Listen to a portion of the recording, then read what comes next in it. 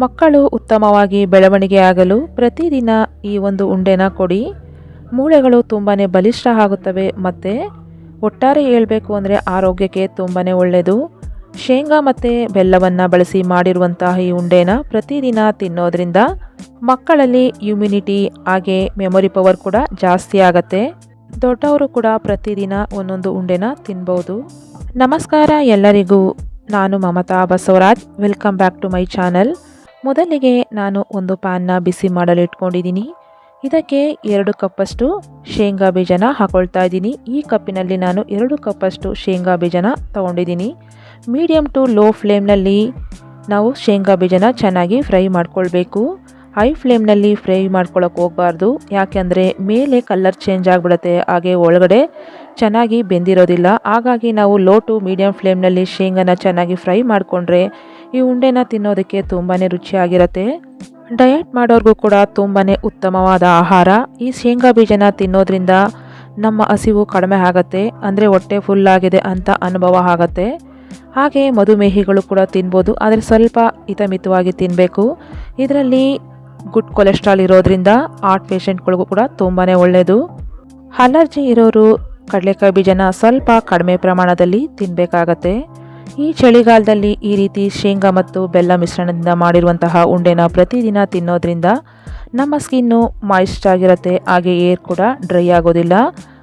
ಶೇಂಗಾ ಬೀಜ ಪೂರ್ತಿ ತಣ್ಣಗಾದ ಮೇಲೆ ಈ ರೀತಿ ಸಿಪ್ಪೆನ ತೆಗೆದು ಇಟ್ಕೊಂಡಿದ್ದೀನಿ. ಈ ಉಂಡೆನ ತುಂಬಾ ಸುಲಭವಾಗಿ ಕೇವಲ 10 ನಿಮಿಷದಲ್ಲಿ ಮಾಡ್ಕೊಳ್ಬೋದು.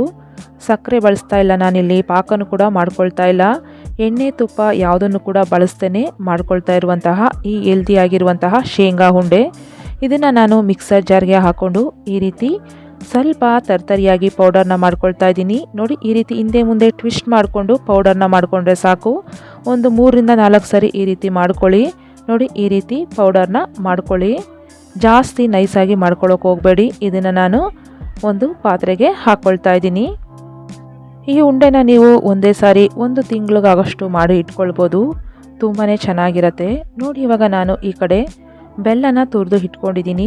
1 ಕಪ್ಗೆ 3/4 ಕಪ್ಪಾಗೆ 2 ಕಪ್ಪು ಕಡಲೆಕಾಯಿ ಬೀಜಗೆ 1.5 ಕಪ್ಪಷ್ಟು ಬೆಲ್ಲನ ತಗೊಂಡಿದ್ದೀನಿ. ನೀವು ಸಿಹಿನ ಹೇಗೆ ತಿಂತೀರೋ ಹಾಗೆ ಅಡ್ಜಸ್ಟ್ ಮಾಡಿಕೊಂಡು ಬೆಲ್ಲನ ತುರಿದು ಇಟ್ಕೊಳ್ಳಿ.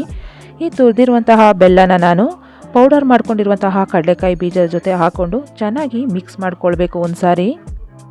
ಈ ಶೇಂಗಾ ಉಂಡೆಗೆ ಬೆಲ್ಲ ಹಾಕಿದ್ರೇ ಹೆಚ್ಚು ರುಚಿಯಾಗಿರುತ್ತೆ. ಸಕ್ಕರೆ ಹಾಕಿದ್ರೆ ನಿಮಗೆ ಅಷ್ಟೊಂದು ರುಚಿಯಾಗಿರೋದಿಲ್ಲ, ಹಾಗಾಗಿ ಬೆಲ್ಲನೇ ಹಾಕಿ ಮಾಡ್ಕೊಳ್ಬೋದು.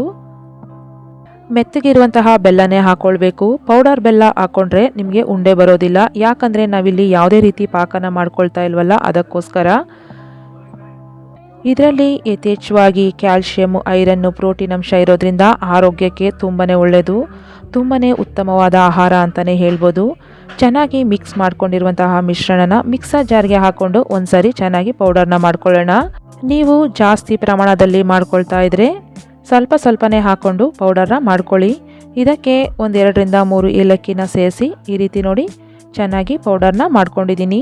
ಈ ರೀತಿ ಮಾಡಿಕೊಂಡ್ರೆ ನಿಮಗೆ ಉಂಡೆ ರೀತಿ ಬರಬೇಕು, ಆ ರೀತಿ ನೀವು ಚೆನ್ನಾಗಿ ಪೌಡರ್ನ ಮಾಡಿಕೊಂಡ್ರೆ ಸಾಕು. ಇಷ್ಟು ಮಾಡಿಕೊಂಡ್ರೆ ತುಂಬಾ ಪರ್ಫೆಕ್ಟ್ ಆಗಿದೆ. ಇದನ್ನು ನಾನಿವಾಗ ಪಾತ್ರೆಗೆ ಹಾಕ್ಕೊಳ್ತಾ ಇದ್ದೀನಿ. ಒಬ್ಬೊಬ್ಬರು ಇದನ್ನು ಪಾಕ ಮಾಡಿ ಕೂಡ ಮಾಡ್ಕೊಳ್ತಾರೆ, ನಾನಿಲ್ಲಿ ಹಾಗೆ ಮಾಡ್ಕೊಳ್ತಾ ಇದ್ದೀನಿ. ತುಂಬಾ ಸುಲಭವಾಗಿ ಮಾಡ್ಕೊಳ್ಬೋದು. ಪಾಕ ಮಾಡಿ ಮಾಡೋದಕ್ಕಿಂತ ಈ ರೀತಿಯಾಗಿ ಮಾಡ್ಕೊಳ್ಳಿ, ತಿನ್ನೋದಕ್ಕಂತೂ ತುಂಬಾ ರುಚಿಯಾಗಿರುತ್ತೆ.